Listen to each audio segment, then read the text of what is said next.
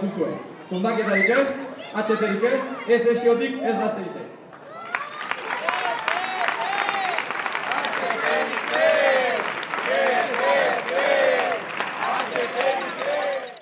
Gaur elkartu gara hirugarren egunez Altsasun manifestazioa egiteko hemen burutzen ari diren zundaketa salatzeko eta protesta egiteko.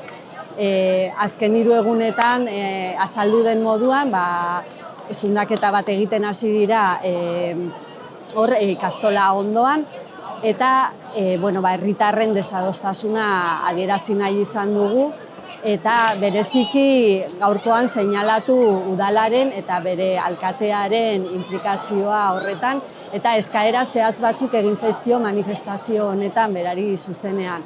Bata zundaketa hau bera bertan bera uztea eta baimen gehiagorik ez ematea, beste bat HTA bultzatzen ez jarraitzea eta herria defendatzea eta azkenik herritarrei gai honekiko duen informazio guztia gardentasunez helaraztea.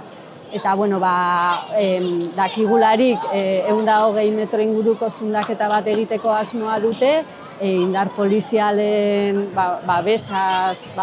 babestuta, eta oraingoz bihar arte jarraituko dutela. Orduan dei egiten da aurka dauden herritar guztiei jarraitzen duten bitartean mobilizazioetan parte hartzeko eta beraien desadostasuna adierazteko.